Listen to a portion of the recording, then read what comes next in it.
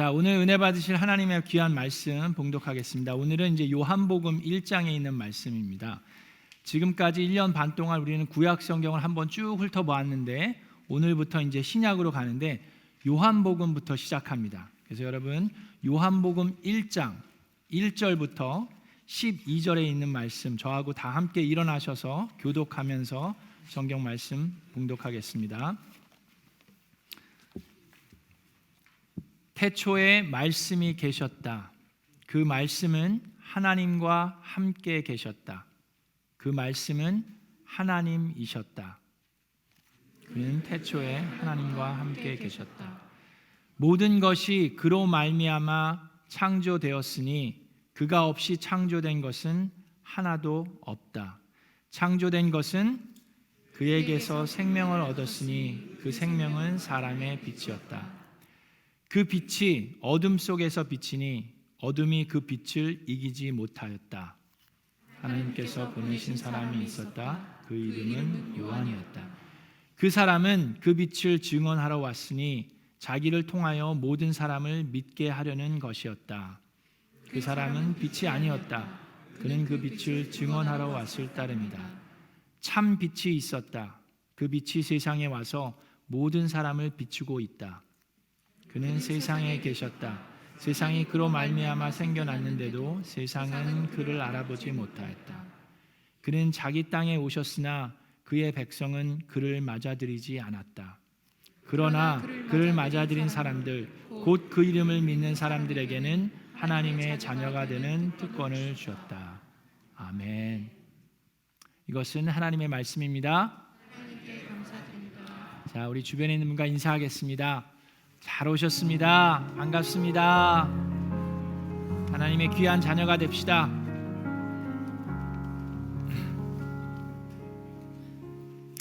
지난 주일날 연합 목자 목녀 수련회가 있었습니다. 그래서 그때 여러분들 열심으로 기도하시고 정말 은혜 가운데 귀한 시간이 있었는데 그때 하도 통성으로 기도를 해가지고 제가 목이 쉬었어요. 그래서 일주일 동안 얘기를 안 하려고 노력을 많이 했습니다. 그래서 토요 새벽 기도 때도 우리 말씀 전하시는 목사님께서 처음부터 끝까지 인도해 주시고 그랬는데 하여튼 오늘 귀한 말씀으로 은혜 받게 되기를 주님의 이름으로 축원합니다. 우리 교회에 성도님 한 분이 이런 얘기를 했습니다. 하나님을 믿으려면은 창세기 1장 1절이 믿어져야 된다라는 얘기를 하셨어요. 본인이 이제 과학적으로 아무리 이제 뭐 진화론이든 창조론 이렇게 연구를 해보고 과학적으로 증명 안 되는 것이 참 많습니다. 과학적으로 이해가 안 되고 증명이 안 되는 것이 많은데 창세기 1장 1절 태초에 하나님이 천지를 창조하셨다라는 그 말씀이 믿어지는 순간 하나님을 믿게 되고 또 성경 말씀이 눈에 들어온다라고 얘기를 하셨고 본인의 삶으로 그걸 체험했다라고 얘기를 하셔요. 그래서 하나님을 믿기 전에는 그것이 잘 이해가 안 됐지만 어느 순간 하나님께서 창세기 1장 1절을 믿게 그 믿음이 생겼다고 얘기하십니다. 저는 그분의 그 말에 전적으로 아멘으로 화답하기를 원합니다. 자, 그와 마찬가지로 창세기 1장 1절을 믿을 수 있어야 하나님을 믿을 수 있듯이 요한복음 1장 1절을 믿을 수 있어야 예수님을 그리스도로 믿을 수 있습니다. 그래서 요한복음 1장 1절은 이 구약하고 신약을 연결해 줍니다. 우리가 1년 반 동안 구약을 쭉 한번 훑어봤어요. 1년 반 동안 이 구약 성경에 있는 모든 내용을 다 볼 수는 없지만 한번 쭉 훑어봤습니다. 자, 그러고 나서 여러분들 남는 게 뭡니까? 여러분들 기억나는 게 뭐예요? 인간과 하나님을 좀 생각해 봅시다. 인간은 우리 스스로를 구원할 수 있습니까? 없습니까? 없습니다. 아무리 노력을 하고 하나님이 그렇게 은혜와 축복을 해주셨으면 그럼에도 불구하고 인간들은 한심해요. 자꾸 죄를 선택하고 불순종하고. 자, 그게 인간이고. 자, 하나님은 그러면 그런 인간들을 포기하셨습니까? 포기하지 않으셨습니까? 정말로요? 그렇게 한심한 인간들을 포기하지 않으셨습니다. 자, 그게 이제 구약의 내용이에요. 그리고 지난주에 느헤미야의 기도로 구약을 마쳤습니다. 느헤미야의 기도는 뭐예요? 느헤미야 또한 그렇게 모든 것을 바쳐서 백성들을 섬기고 인도해냈지만 잠시 페르시아에 갔다 온 사이에 이 인간들은 다시금 또 옛날의 그 모습, 서약하며 결심하고 다 부응하고 완전히 그런 걸 회개했음에도 불구하고 결국 그렇게 되는 그 모습을 보면서 느헤미야는 하나님께 간절히 기도합니다. 호소하면서 간청하면서 나를 기억해 달라는 기도를 하셨습니다. 그리고 구약이 맞춰졌어요. 그리고 난 다음에 400년 동안이나 하나님은 잠잠하셨습니다. 더 이상의 예언자가 없었고 하나님께서 말씀하지 않으셨어요. 그러는 가운데 어떤 일들이 일어났습니까? 페르시아였다가 그 다음에 페르시아도 망하고 그리스가 힘을 잡습니다. 그리스 왕국이 되고 그 다음에 어떻게 됩니까? 그리스가 무너지면서 로마가 힘을 잡게 됩니다. 그러는 가운데 이 하나님에 대해서도 사람들이 자기네들 나름대로의 신관을 만들어 놓고 철학들을 만들어내기 시작했습니다. 근데 하나님께서 잠잠히 보셨어요. 하나님의 선민, 선택받은 하나님의 백성들은 어떻게 했습니까? 그들도 그들 나름대로 노력한다고 했는데 그 결과는 무엇입니까? 율법에 매이는 삶이었어요. 율법으로 스스로를 거룩하다고 허영심에 가득 차기 시작했어요. 지난주 수요일날 우리가 배운 게 뭐예요? 삶 공부를 통해서 허영심을 배웠는데 정말 겉으로는 거룩한 것처럼 거룩한 척을 하지만 속으로는 죄인인 것을 숨기는 그런 허영심과 그런 바리새인 같은 모습들이 유대 백성들에게도 계속해서 일어났어요. 그래서 율법에 법을 더하고 모세가 하나님으로부터 받은 법뿐만 아니라 그 위에다가 옆에다가 막 뒤에다가 계속해서 법을 붙여가면서 서로를 정죄하는 그런 위선적인 모습이 유대 백성들의 모습 속에 있었습니다. 그러는 가운데 400년의 세월이 흘렀어요. 그리고 나서 하나님께서 우리를 포기하지 않으시는 하나님, 기도를 응답하시고 기억하시는 하나님께서 드디어 메시아를 보내셨습니다. 구원자를 보내셨어요. 그분이 누구입니까? 예수 그리스도입니다. 자, 그분에 대해서 요한복음 1장 1절에 말씀하고 있습니다. 이 요한복음은 우리가 알아야 하는 게 있습니다. 복음서라고 그러죠. 우리 복음서가 뭡니까? 마태, 마가, 누가, 요한복음을 복음서라고 그러는데 그 중에서도 마태, 마가, 누가복음을 공관복음이라고 그럽니다. 요한복음은 거기 속해 있지 않아요. 공관복음에. 왜 공관복음입니까? 공통된 관점이라고 생각하시면 돼요.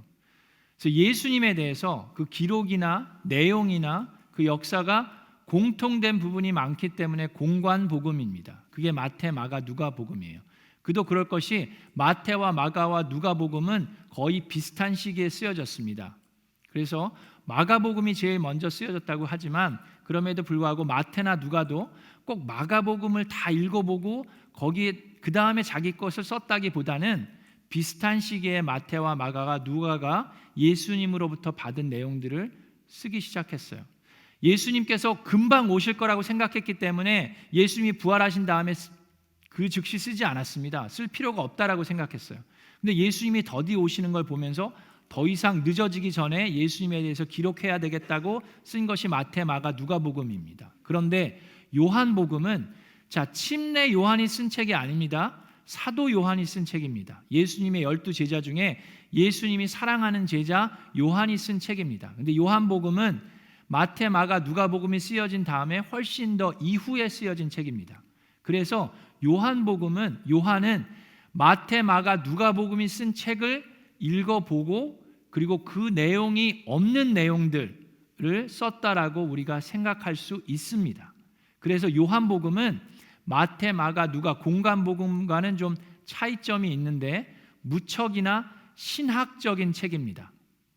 마태, 마가, 누가복음은 내러티브라고 그러죠. 그러니까 예수님의 삶에 대해서, 생애에 대해서 썼다 그러면 요한복음은 예수님의 네이처에 대해서 썼습니다. 예수님이 누군지, 예수님의 신성에 대해서, 예수님이 참다운 하나님임에 대해서 뚜렷한 목표를 가지고 이 책이 쓰여졌습니다. 자, 그런데 1장 1절부터 아주 깊이 있는 말씀으로 우리에게 다가옵니다. 태초에 말씀이 계셨다. 여러분, 요한복음뿐만 아니라 성경을 이해하기 위해서 우리가 염두에 두어야 하는 것이 있습니다. 하나님은 한계가 없으신 분이에요. 그렇죠? There is no limit. 하나님은 창조주이십니다. 그런데 인간은 리밋이 있습니다. 한계가 있습니다. 여러분들이 아무리 똑똑하셔도 한계가 있어요. 인간의 언어 또한 한계가 있습니다. 한계가 없는 하나님을 한계가 있는 인간이 인간의 언어로 표현한다는 것은 무리가 있습니다. 그렇죠? 그럼에도 불구하고 하나님께서 말씀을 해주셨어요. 자, 그걸 염두에 두시고 들으세요. 태초에 말씀이 계셨다. 요한복음 1장 1절이 신약과 구약을 연결해 준다고 그랬죠. 창세기 1장 1절을 어떻게 시작합니까? 태초에 하나님이 천지를 창조하셨다라고 그랬어요. 자, 그런데 요한복음은 태초에 무엇이 계셨다고요? 말씀이 계셨다. 여기서 얘기하는 말씀은 누구입니까? 예수 그리스도를 뜻합니다.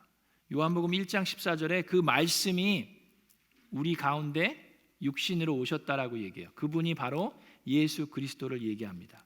자, 근데 왜 태초에 예수님이 계셨다라고 하지 않고 태초에 말씀이 계셨다라고 얘기합니까? 이 말씀이란 단어, 로고스란 단어는 그 당시 독자들에게 그렇게 생소한 단어가 아닙니다.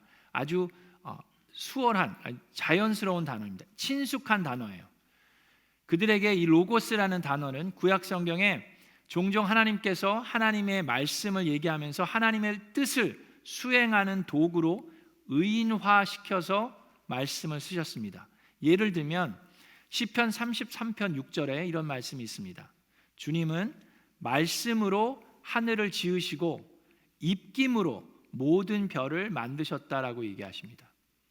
한마디로 얘기하면은 독자들에게는 이 로고스라는 단어, 말씀이라는 단어가 친숙한 단어로서 하늘과 이 세상, 하늘과 이 인간을 연결해주는 중재적인 역할을 한다라고 알고 있었습니다. 그런데 그 친숙한 단어를 통해서, 그 말씀이란 단어를 통해서 예수 그리스도는 하나님과 인간, 하나님과 세상을 연결해주는 중재자 역할뿐만 아니라 더 나아가서 완벽한 하나님이시고 완벽한 인간이라는 것을 요한복음을 통해서 설명해 나가고 있습니다. 자, 태초에 말씀이 계셨다. 그런데 우리가 인간의 언어는 한계가 있다고 그랬죠. 이 계셨다라고 그러니까 우리는 생각하기를 그럼 태초에는 말씀이 계셨는데 지금은 말씀이 안 계신 건가라고 생각할 수 있는데, 그래서 이것이 참 이 한 단어, 이 한 문장도 중요합니다. 여기서 사용하고 있는 그 시제는 imperfect tense를 사용하고 있습니다. 그게 미완료형 시제를 쓰고 있어요.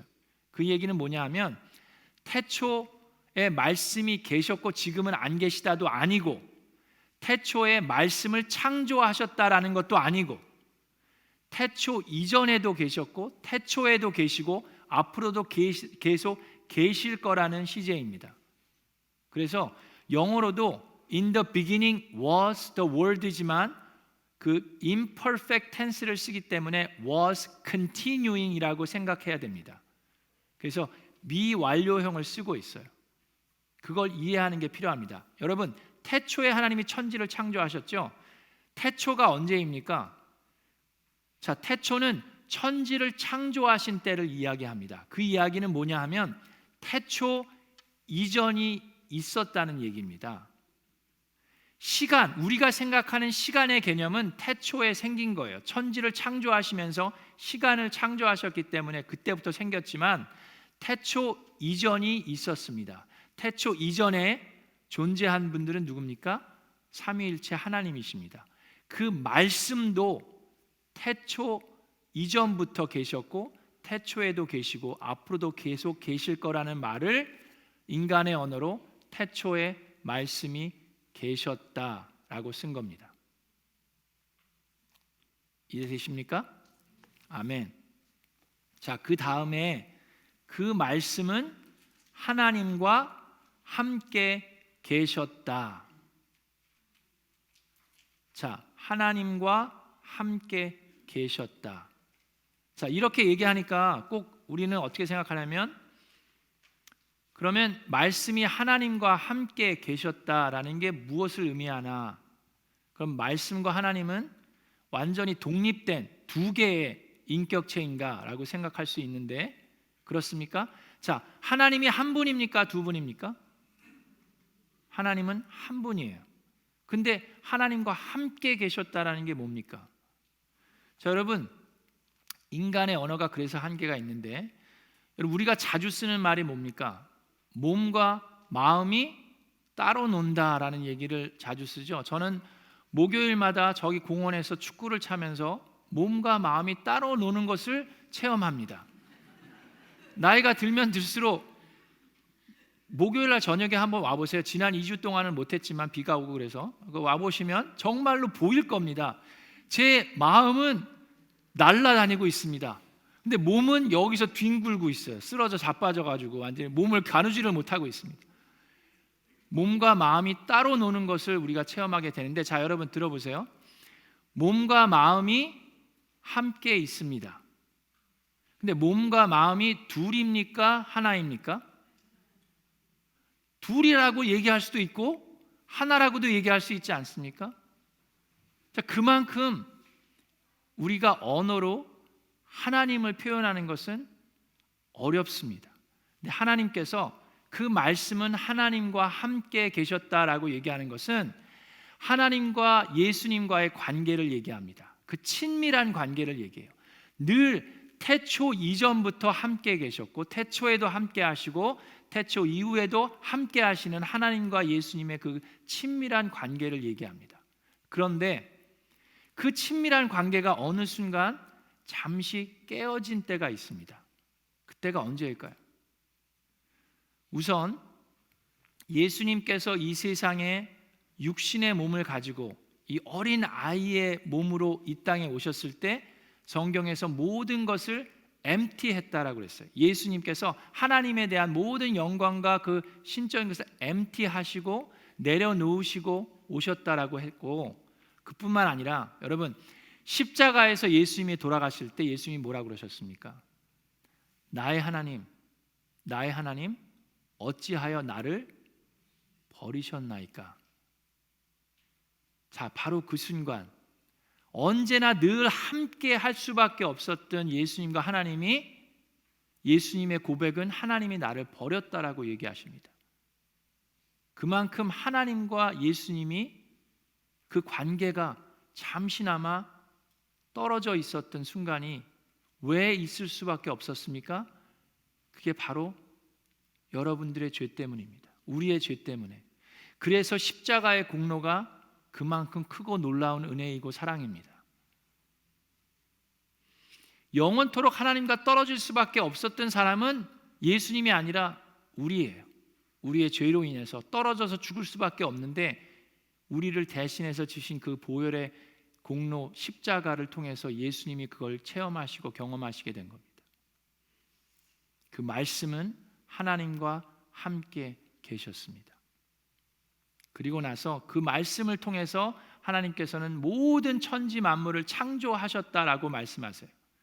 그 얘기는 하나님께서 예수님을 도구로 사용하셔서 천지를 창조하셨다 뿐만이 아니라, 그게 아니라 예수님 스스로가 천지 창조의 주권자라고 말씀하고 있는 겁니다.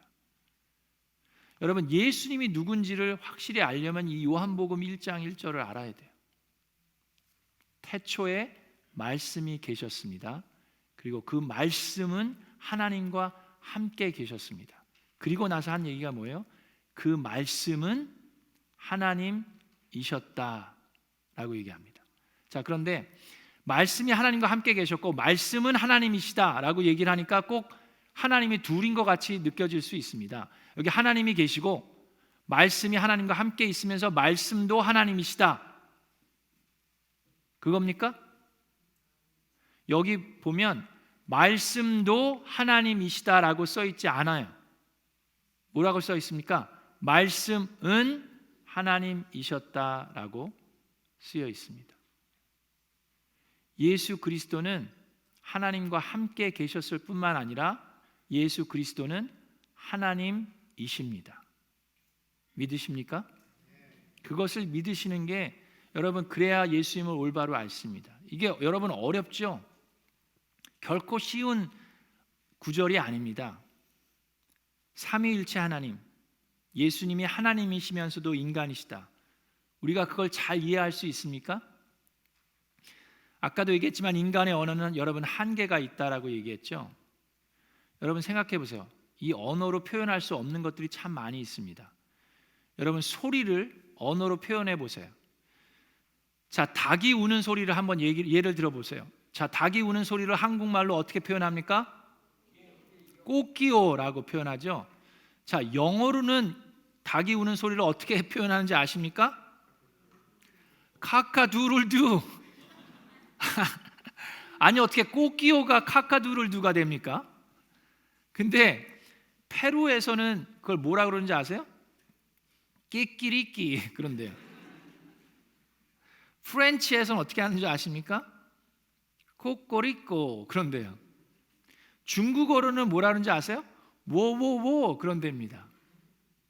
어떻게 꼬끼오가 카카두를두 끼끼리끼 워워워 그 결론은 뭡니까? 이 루스터도 멀티링걸이 될 수 있다. 뭐 그거예요? 뭐 햄스터 뭐 햄스터가 아니라 뭐 루스터죠. 인간의 언어는 한계가 있어요.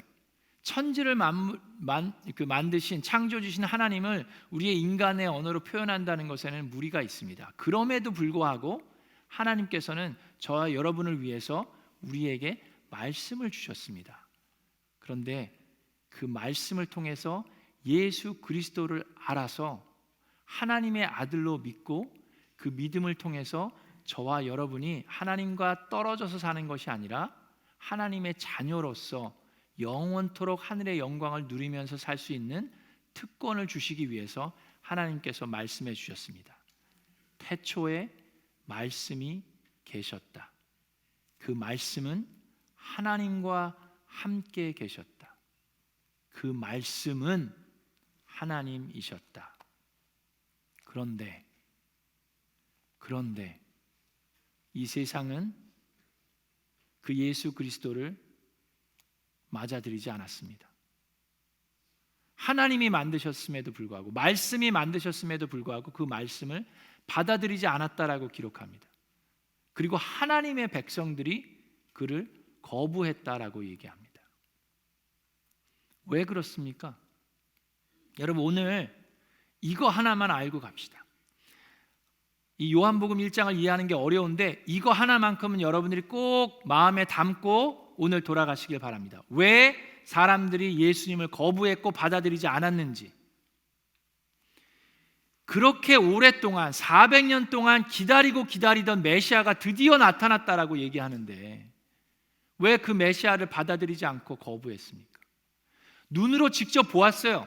예수님을 직접 눈으로 보았고 예수님이 행한 모든 기적들을 다 보았음에도 불구하고, 그리고 본인들의 귀로 예수님의 입에서 나오는 말씀을 들었음에도 불구하고 그들은 예수님을 받아들이지 않았습니다. 왜 그렇습니까? 그 왜라는 데에 대한 질문을 우리가 해보고 그 답을 알면 오늘을 살고 있는 이 많은 사람들이 왜 예수님을 받아들이지 않는지, 왜 맞이하지 않는지, 왜 믿지 않는지를 이해할 수 있습니다. 동일한 이유 때문에 그래요. 자, 그 당시에 그들이 예수님을 받아들이지 않았던 이유는 그들이 볼 때 예수님은 성공한 사람이 아니라 실패한 사람이었기 때문입니다. 자, 생각해 보세요. 예수님이 십자가에 돌아가시면서 뭐라 그랬습니까? 다 이루었다라고 얘기를 하셨는데 이루긴 뭘 이루었어요? 세상 사람들이 볼 때 예수님이 이룬 게 없어요. 뭐 예수님이 무슨 왕국을 세웠습니까? 예수님이 무슨 높은 탑을 쌓았습니까? 예수님이 무슨 뭐 전기나 전화기 같은 뭐 그런 걸 발명해냈습니까? 예수님이 한 게 뭐예요? 이루긴 뭘 이뤘어요? 그냥 이렇게 소외된 사람들, 불쌍한 사람들, 죄인들, 뭐 세리들, 그 사람들이랑 어울리면서 아픈 사람들 여기저기 좀 고쳐주셨는데 모든 사람을 다 고친 것도 아니고 이렇게 좀 몇 명 고쳐주시고 그러다 가셨어요. 십자가를 지시고 죽으셨어요. 이루긴 뭘 이뤘어요?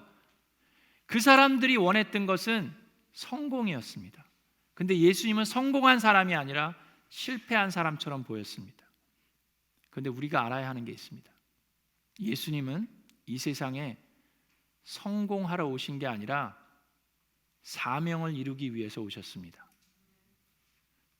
성공이 아니라 미션을 이루기 위해서 오셨어요. 그분의 사명은 우리의 모든 죄를 위해서 죄값을 치르기 위해서 십자가를 지시고 돌아가시는 것이었어요. 그리고 예수님은 그것을 해내셨습니다. Mission accomplished. 그래서 다 이루었다라고 말씀하십니다. 그런데 사람들이 원했던 것은 사명이 아니라 성공이었습니다. 그들이 바라보는 성공은 무엇입니까? 이 세상에서 80년, 90년 잘 먹고 잘 사는 성공이었어요. 예수를 통해서 그들 또한 성공하기를 원했습니다. 그런데 예수는 성공하지 않았어요.